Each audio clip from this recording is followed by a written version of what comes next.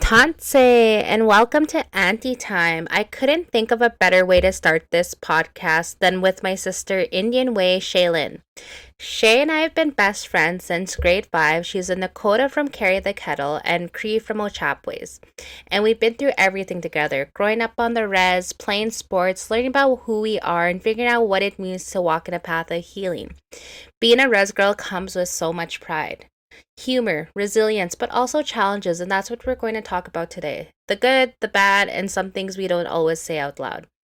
We're going to get into sobriety, ceremony, and coming back to ourselves.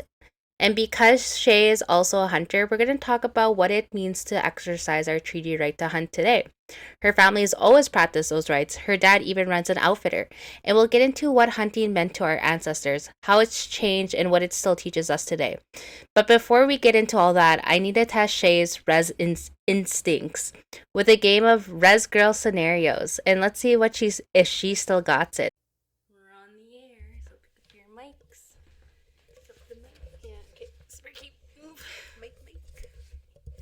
Okay, never mind. Mic got banished from the res. I know. Finally. Okay, but I heard something while I was getting my lashes done. What did you hear? Say it in the pod. Okay, well, it's kind of rank, but, so I was, like, laying there and getting my lashes done, and there was this other chick that was laying in the other bed next to me getting her lashes done, and she's like, oh, yeah, I'm from Dillon, and then, like, the lash lady was like, oh, like, what happened to your cousin? Because your friend was saying something about your cousin. And she's like, oh, yeah, her cousins killed my cousin, like, last week. And I'm just like, holy shit. I'm just laying there. I'm just like, what the fuck? Just not even a serene experience. So, quick introduction just to kind of get you in the feel of things.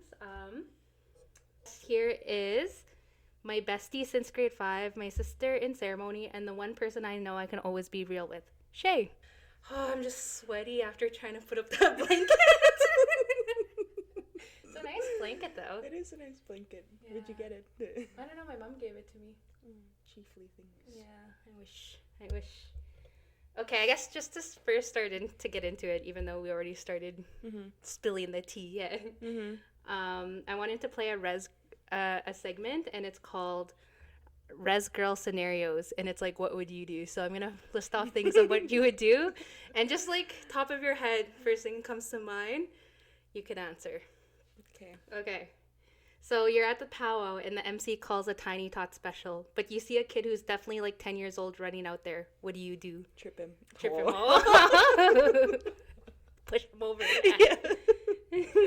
Okay, next You're not going out there. Yeah. My kid's out there. Yeah. Okay. Okay, so you're at ceremony and someone's phone goes off, full volume, playing a country song. Do you look? Do you react? What's the move? I cry. Yeah. Not here. Holy shit, I don't know. Just shut it off. Yeah, for real. Well, do you scold them? Or no? You don't shame in your ceremony, hey? No, it'd probably just, crack jokes. Okay, this one. Your res dog follows you to the store and waits outside. A white lady says, "Is that your dog?" What do you say? Yeah. Okay. Is that not normal? Apparently not. Okay, this one's probably relatable. Your cousin who owes you money suddenly has new Nikes. What's your move? Oh my god, fuck, I'd be mad. Yeah? Yeah. I feel like your cousin did do that, Mikey. Yeah. A new jacket. He owes. Yeah, he owes. He's on my hit list. Yeah. Okay. Your auntie makes dry meat, but it's way too salty. Do you tell her or just suffer in silence? Suffer in silence. You don't say nothing to auntie. I know. She'll slap you. Yeah. Yeah, that's a good one. Those are all correct, by the way. You're doing good, Dad. Yeah, you're doing good so far. In this episode, I wanted to talk about a little bit about your sobriety, even though, like, it's not going to be, like, the biggest topic, but I think we should dive into that and then go more into your ceremony and healing, and then see where the conversation goes. So I guess what I want to ask you first is, what led you to choose sobriety? What did you do? Who did you do? And where did you do them Yeah. No, We need all the details. well, there was a lot of, well, all of our relatives were like dying on the reserve and they're pretty young. And that kind of got me thinking. And plus, I was getting tired of drinking and partying because I was doing it every weekend and Yeah, you almost were. every day. Okay. Oh, I just have to come in and judge. Yeah, it was an issue. Yeah, just kidding. Yeah, you're pretty crazy. Yeah. Yeah, so I was drinking like almost every day during the week or whenever. Nora! God, shit. Well, as if she has to be in heat right now. Oh, try to do a podcast. Okay, I'm sorry. Keep going. I like what you're saying. Continuing. Yeah, so I was drinking heavily and I just got bored of it, drinking with the same people, doing the same thing every single day or every weekend, and I just was over that, so I wanted to try something new. I was starting to get back into ceremony and I knew that I couldn't keep going back and forth with it. Like, Mm-hmm. I had to choose one. So I always, Yeah. I chose ceremony. And so how does ceremony keep you from staying sober? Just because it's more important, or what do you think? And for the viewers, can you just explain what it means to be in ceremony? Like, you don't have to go specifics of like what a ceremony is, but just like what it means to be in that lifestyle, because you are in that lifestyle. It's a hard life, but I wouldn't change it for anything. Like, of course, you have to be sober. You have to think a certain way. You have to, change the way that you think and change the way that you speak and deal with certain issues that you're having. It changes everything. It changes like the way that you think and feel, and even the way you live your life, because your schedule is different than a lot of people. Like, for example, summertime isn't like, that's everyone's free time, that's everyone's time to blow off steam and everything, but you're going into like a very different phase than everyone else. Yeah, can you talk about that if you want? Yes. Well, so during the summer, for like the big summer ceremony for Sundance and whatnot, at our Tioshbai, our Sundance circle, we're not allowed to play with water. We have to watch the way that we think, the way that we speak, for a whole month prior to us going to dance. And that's just us getting ourselves mentally and physically ready for sundancing. So you have to think good. You can't have any negative thoughts. You can't get mad. You can't get upset in any way. And just for clarification, you did your 4 years for Sundance, right? Yes. Can you compare, like, how hard was it your first year compared to your last year? Like, was it harder when you first did it because it was new, or is it hard every year? It's hard every year, but I would say the last year was harder than the first year, because when you're going in for the first year, you don't really know what you're getting yourself into. And then for the last year, 100% like what's gonna happen, and like well, not exactly what's gonna happen, but you know how hard it's gonna be. Yeah. And you know that it's gonna be not really your last, I guess, but like the last of your commitment, and you can continue if you'd want, but yeah. Okay, cool.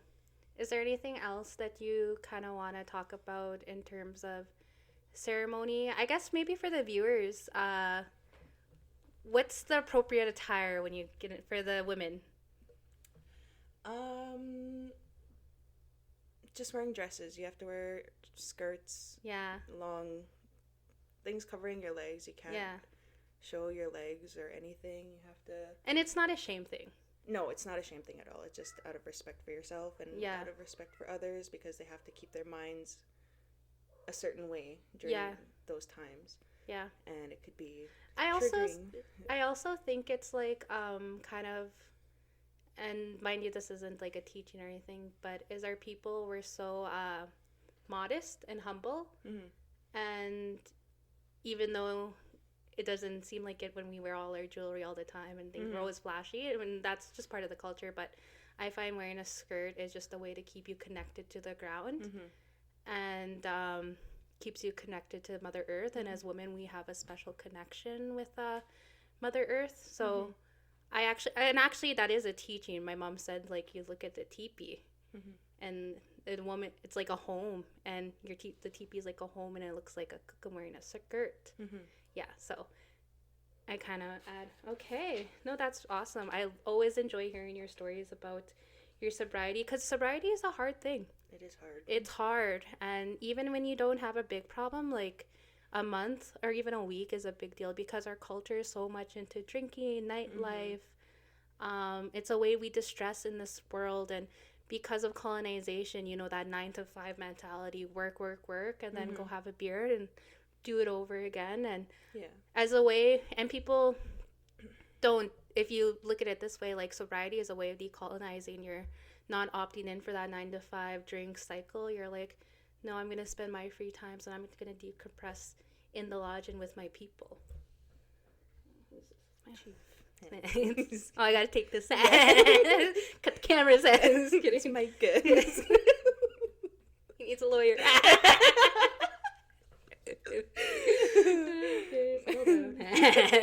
Take it easy. Oh yeah. Okay, I actually wanted to ask. So, what is one of the big what do people misunderstand about sobriety? Like, what are the biggest misconceptions of someone who decides to walk the red road? That you're better. Yeah, like when I try to encourage people to like be sober, they think like you're trying to like lecture them. Yeah, and then they're always just like, why do you think you're better, or like, why do you act like that? And I'm just like, I just want you to be healthy. I want you to be better. Like, I want it's out of love. Yeah, exactly. Yeah. And you hear that not from like strangers, it's from people close to you. Hey, and you're just like, hey, I love you. And I think honestly, when you realize that there is a different way of living, because we're so used to, you know, people drinking, like even in the modern world, like drinking's so normal, but even in our world with alcoholism as Indigenous people, you know, we're so used to that. And when you know that there's a different way, you're just like, you want that for other people. So it's out of love. I definitely can see that. Yeah, like when I first got sober, the first year was definitely like really hard. Very lonely. I lost a lot of friends. I don't think I've seen you. I didn't see you that year. Yeah, exactly. No, I didn't. Like, literally, I disconnected with so many people, and obviously we reconnected. But well, we were always connected, but that was the thing too with our friendship. We can go like months without seeing each other, and nothing's changed. But I remember I seen you, and we kind of looked at each other. And I was like, I didn't see you for like a year. Yeah. And that was tough. It was so hard because I was just like, and it's not because of I was hard, is because you needed that. You need to be sober, you need to be by yourself. And I needed to like isolate myself and have my own space and just be with myself and let myself sit with me and be okay with it. And it got easier, obviously. So what did your weekends look like? Because I really didn't see you during that time, that first year. That's when I like dove right into ceremony, and I'd go to sweats and whatnot and hang out with my family. Every weekend? Every weekend. Every weekend I would go. I'd go back home to carry the kettle, or muscapeting, or even sweating here in Saskatoon, or well, just outside of Saskatoon. Yeah, which is nice. You know, it's nice to have access to ceremony, and you know, some of our people, like actually a lot of our people don't have access to that because of intergenerational trauma, colonization. You know, ceremony has been taken away from a lot of people. So I guess like what could you say that people could do to start, but also like what can you do that's accessible to them? Like for example, for me, like I like to put down an offering every once in a while just to give my gratitude, just in the backyard or like wherever in nature, like, you know, because not all people have access to that, and which is sad. But what is some things you would say is ceremony in their own way that can help them connect to their spirit? Just praying. Anytime, anywhere. Yeah. If you need it, you can do it. Like anywhere. Yeah. And if you have tobacco, obviously you can put your tobacco down. You can say a prayer, or you can smudge, or obviously only do it when you're in a safe space, though, when there's nobody around that's on their time, or you know. What do you think of people who are struggling with addiction that want to get sober, and they're still using, but they're still trying to be in ceremony? Do you think ceremony could help, or do you think it won't work?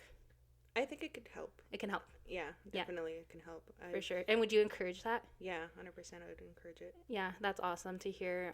Just because, there's always these connections, of like, if you're not living right, stay away. But it's just like like everyone deserves to heal. And those Mm-hmm. are the ones that use are though definitely the ones that need it the most. Oh, sorry. I think from the so I guess we did kind of talk about healing and how you use sobriety and ceremony to heal Mm-hmm. yourself and I think it's clear and I think it's important to say like you don't have to be like rock bottom, Mm-hmm. lose everything to your addiction because you're I think for you and maybe I should let you talk about it because the viewers don't know you like I know you, but you weren't someone that like you definitely weren't your best self Mm-hmm. being not sober and I don't think anyone is, but you definitely like were still a good person, a good human. You didn't have to do that narrative of rock bottom Mm-hmm. where you lose everything to your addiction, but it's just showing people that you could just get sober whenever you feel like it's ready. Mm-hmm.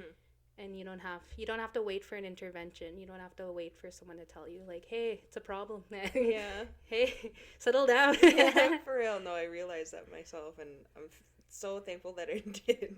Yeah, cuz that's what most people need, especially like our people like sometimes like they need to go to jail or like they need to drink their liver away, Mm-hmm.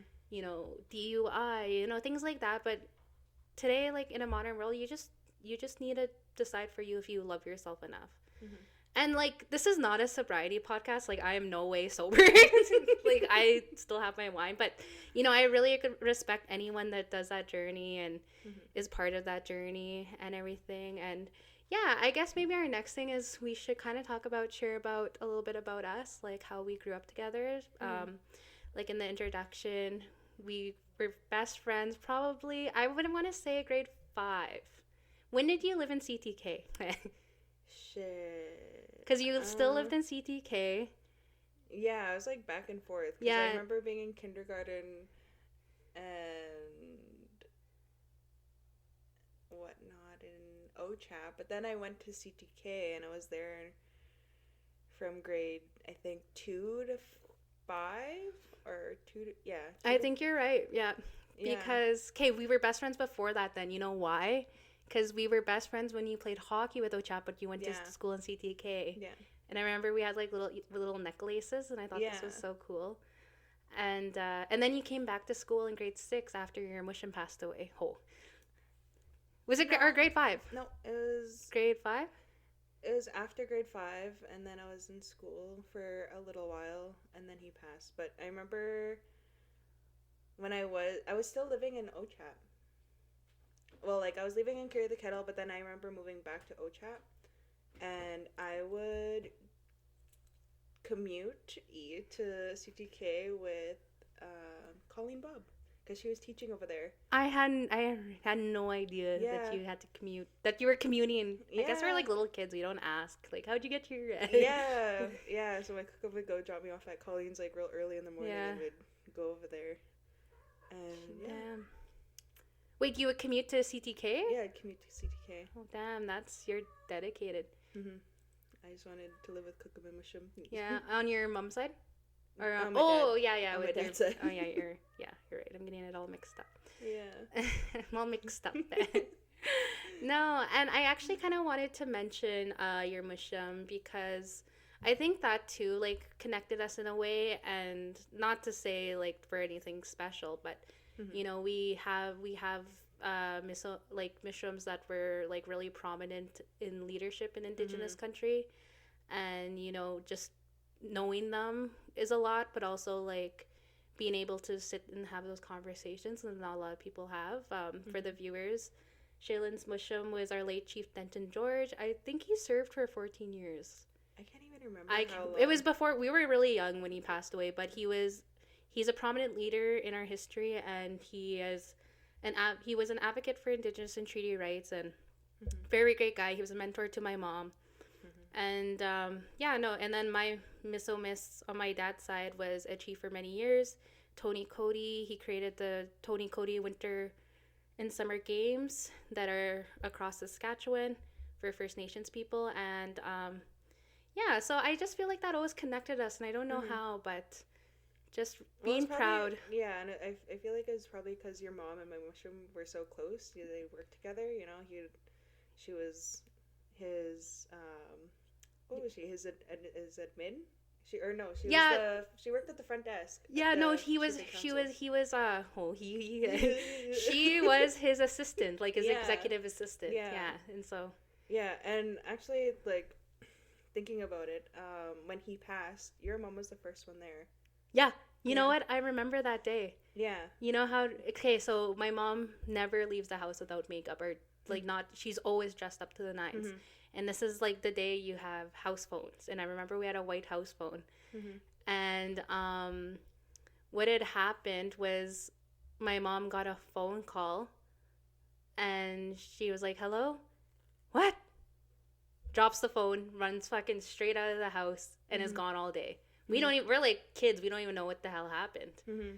And she was just gone, but that's how that went. She just ran straight out, and we didn't see her for like 2 days. Well, because she was busy with the family. But Yeah. yeah, so she was his assistant, and then when my mom ran for council, they worked together, and Mm-hmm. I think that was her first term or maybe her second term. I feel like it was her second. Maybe it was her second. Yeah. Yeah, and I think that's kind of too because she would tell me stories about your Mushum Denton, and he was so like she just respected him so much, and I started my new career last year, and a lot of the times I'd be in these meetings with all these like big important people that are so smart and intelligent, and I just feel like I'm not supposed to be there or like I'm not good enough and everything like Mm-hmm. that. And I was kind of telling her how I felt, and she said when her and your mushum they went over to a United Nations meeting, and I think Geneva, Switzerland. Mm-hmm. And same thing, like there's meetings like with, and he was meeting with all these people, Mm-hmm. and she was like, I feel like I'm not doing enough. Like, is there anything I can do? And he was just like, just sit there and eat sandwiches. And she didn't know what that meant, and but not realizing in those moments when she was just sitting there and listening, like how much she was learning. Mm-hmm. And so when I was telling her that, she told me that story, and she said, just sit and eat sandwiches. So like it's a kind of a little inside joke with us or a story, Mm-hmm. and she'd be like, "Oh, how were your meetings in Toronto?" "Oh, I just sat there and ate sandwiches," and we just started laughing. But yeah, no, and I do think that that's why it connected us. And when we talk about like he was a big treaty advocate and protector, and you can see that in your own family, like how he passed that down to you guys. Mm-hmm. And I want to say to the viewers that Shay, she doesn't look like it, but she's a deadly hunter. Actually, she looks like it. What am I feel saying? like I look like it. Yeah, like what else? Like that's what a hunter looks like. Yeah. But Yes. but no, her family, her dad runs an outfitters out on the reserve, and he brings out people. And for the viewers that don't know, as Indigenous people, as signatories to treaty, we have our treaty right to hunt, fish, and trap. It's also embedded into our Constitution of Canada, recognized under Section 35, to live how we've always lived, and that's with the land. And it's also an inherent right because we've never given up our way of life. And I think it's always so cool to see people who still use that treaty right and continue to exercise it and in a respectful and sustainable way, because that's how our people have always hunt, fished, and trapped. But yeah, tell us some hunting stories. And tell and tell us, well, okay, first of all, tell you what do you like about hunting, and or how did you get into hunting? Like how did that happen? Well, of course my dad's a hunter, so he would always take me and like my brothers or like me and my siblings out to hunt, whether it was like duck hunting or prairie chicken hunting or taking us out snaring or just driving around. Mm-hmm. We don't even have to be shooting anything, or he didn't have to shoot anything. We just kind of drive around, see where the herds are, see where if anything's like anywhere. And yeah, I remember when I was young, where I don't even know how old I was so small. And Duncan and Sunny obviously were there, smaller than I was. And we went duck hunting with my dad, and there was these ducks out in the field in this little pond, and he shot this duck, and it was still flapping around in the water and like walking and or trying to like fly away, but it couldn't fly. and he told me and my brothers to go get it. So, and Duncan was the one that wanted to like grab it and take it back, but we all went, and because it was flapping its wings and whatnot, and Duncan got scared. So I went up, I went up to this little duck and I just fucking kicked it real hard. I just kicked it up in the sky, and as soon as it landed, he grabbed it by the neck and took it to my dad. Holy shit, real Rez kids. How old are you guys? I don't know. We're small. We're like that. Maybe like smaller than that. Just running in the field. Yeah, like, not even scared of ducks. No, but it didn't want to stop moving, so I kicked it so that he could grab it. Shit, that's real bush. I know. So he had you guys hunting at a pretty young age? Yeah, very young. That's awesome, and that's how you need to start them. Hey, start them right away, so they grow up into it. Yeah. So what does your family do in terms of like when they hunt and how their relationship with the animals and then with the land? I know you guys love it. Like I enjoy seeing your families like hunting photos and stories on Facebook every year. It's so fun to watch. It's an all year round thing. They're not hunting all year round, but they're preparing everything, you know, through the winter and through the summer. They're setting up their cameras, they're tracking where they're going and what they're doing, and they're feeding them throughout the whole year so that, you know, they're healthy and that they grow. And I didn't know that. Yeah, they take care of them as they get older, and they watch them grow. You know, throughout the years they'll be like, oh, I know this one, and they have names for them too. Like, really? I didn't know that.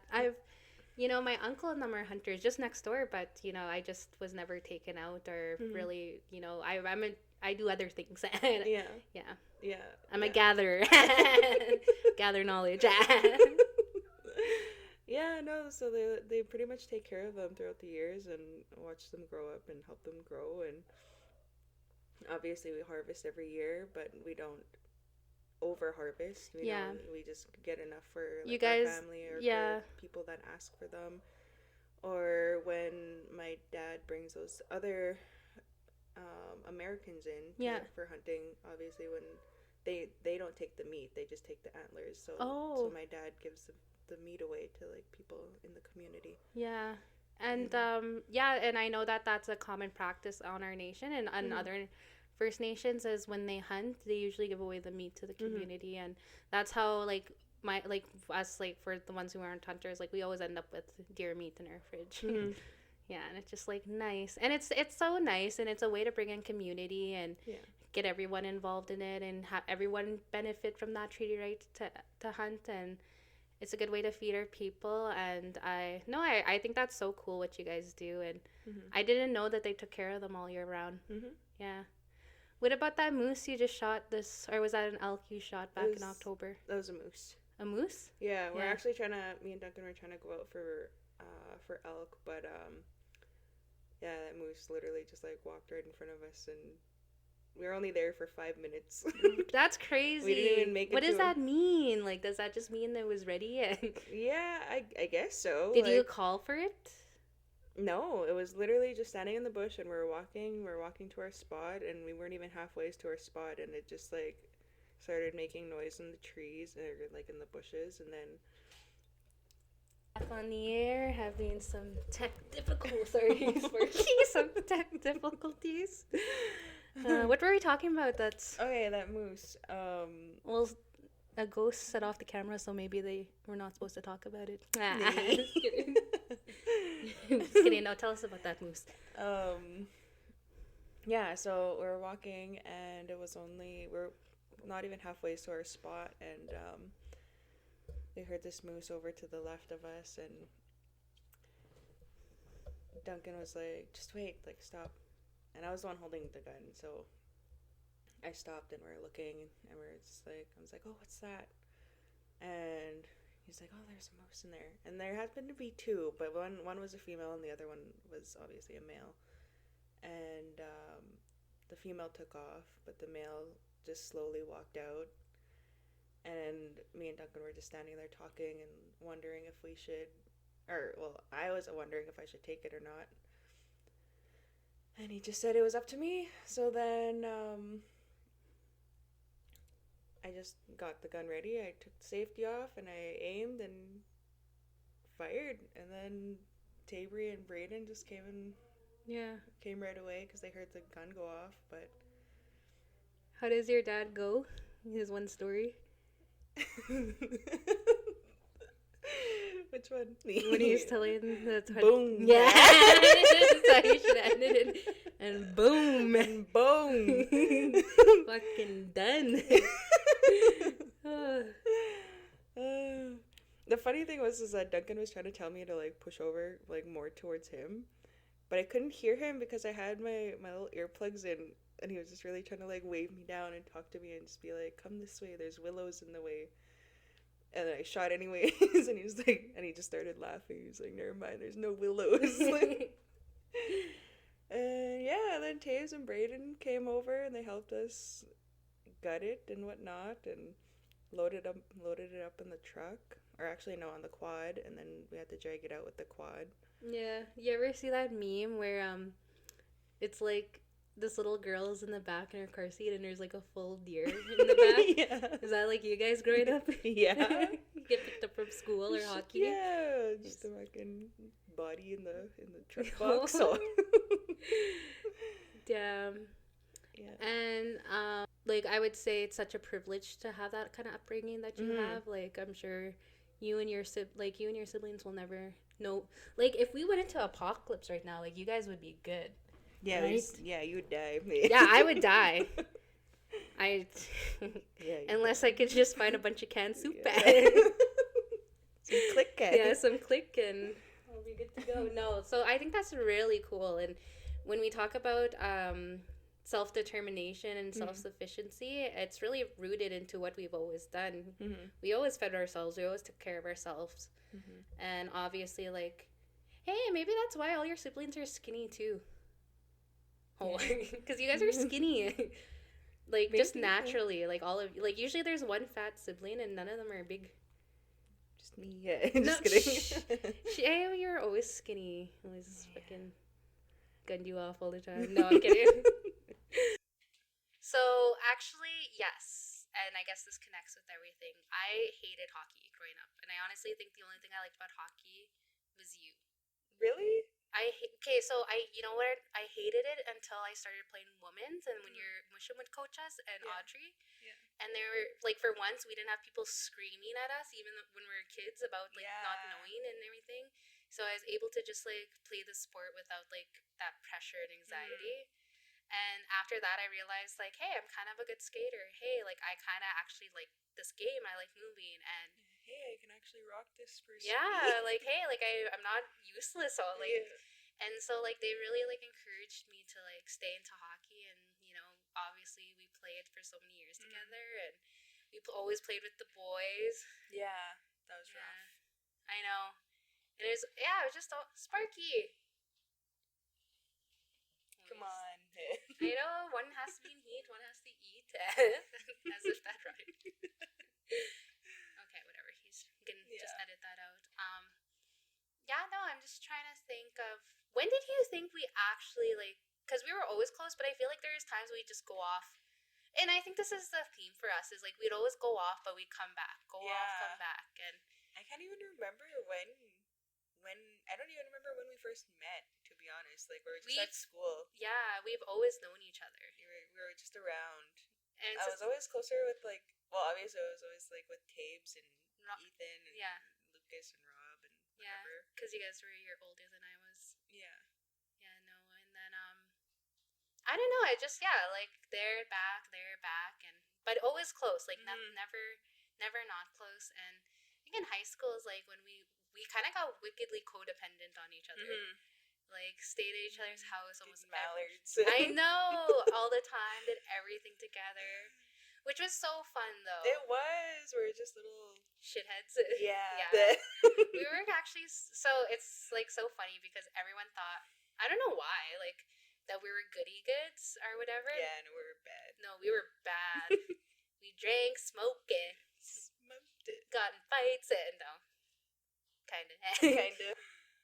I guess we can talk about volleyball. Volleyball really we did that ever since we were like kids together, and it was so fun. And I love the sport, and I love everything it's given me, and the way I was able to create so many relationships, and you too, and how we've been to like every reserve ever because we went to res tourneys. Like people are like, "Oh, I'm from Isla Crosse." Well, mind you, Isla Crosse is a Métis settlement, but I'm like, "I've been there." Oh, I'm from La Ronge. I've been there, and like I'm just like all these random reserves. For real, all across freaking Manitoba, Sask, and Alberta. OCN, Poplar River, Fisher River,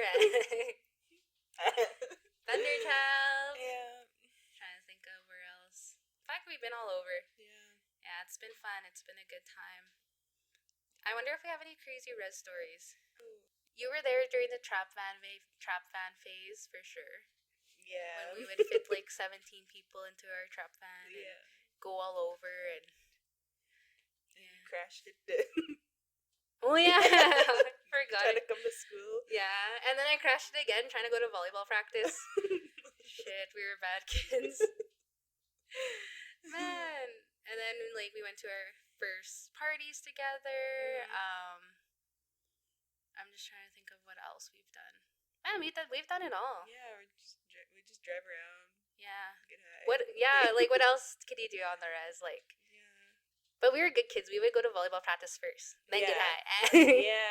Smoke weed. We do all the important things first. Yeah, actually, the guy who used to sell to us just got banished from the res, so progress. Yeah. I know. That's cool. Yeah. Was talking to my mom the other day, and I was like, "Yeah, he got that. He used to sell me weed all the time." And then I stopped. I was like, "Oh, I just told on myself." She's like all the time, "What? You and Shay used to do all that?" I'm like, "You weren't around. You couldn't, like, we did whatever we wanted. Parties every weekend. Yeah. But volleyball kept us, like, safe. Yeah. For sure. Yeah. Like, it was volleyball always a priority. Well, school, volleyball, and then we would go out with everyone and have fun. Act crazy. Yeah, and I think it's just everyone acted crazy, so it was the norm. Yeah. I know a lot of people didn't really focus on school and their sports, so I'm glad that we did. And then acted crazy. Yeah. Yeah, I feel like for the youth, you can focus on school and sports and not act crazy.